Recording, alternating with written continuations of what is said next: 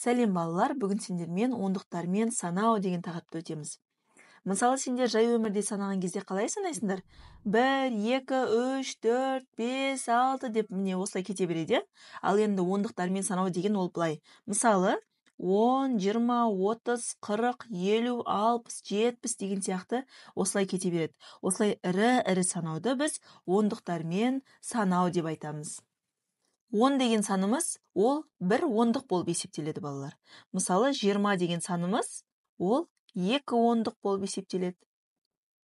30 деген санымыз, ол 3 ондық болып есептеледі. Не осылай кете береді.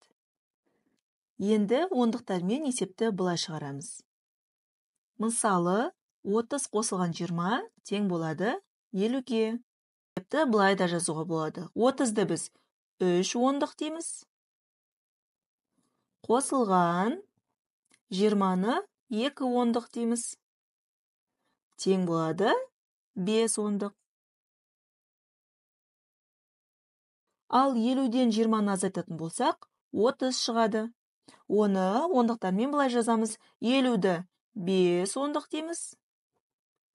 Азайтылған 20-ны 2 ондық дейміз. Тең 5 ондықтан 2 ондықты азайтатын болсақ, 3 ондық қалды дейміз. 50 азайтылған 30 тең болады 20-ға. Оны былай жазамыз. 50-ді 5 ондық. Азайтылған 30-ды 3 ондық. Тең 5 ондықтан 3 ондықты азайтсақ, 2 ондық қалды деп айтамыз. Тағы да ондықтармен мынадай есеп шығарайық.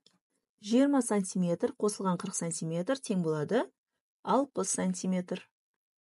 30 сантиметрге 50 сантиметрді қоссақ, 80 сантиметр болады. 100 сантиметр азайтылған 20 сантиметр. 100-ден 20-ны азайтсақ 80 сантиметрмен жазамыз. Балалар, 10 сантиметр ол 1 дециметрге тең. Осы теңдікке байланысты бірнеше мысалдар шығарып көрейік. 40 сантиметр қосылған 30 сантиметр ол тең болады 70 сантиметр. Ал 70 сантиметр дегеніміз ол 7 дециметрге тең. 50 сантиметр қосылған 40 сантиметр тең болады 90 сантиметр. 90 сантиметріміз ол 9 дециметрге тең. 70 сантиметр қосылған 10 сантиметр тең болады 80 сантиметрге. Ол тең болады 8 дециметрге. Балалар, мына есептерді үйде өз беттеріңмен шығарып көріңдер.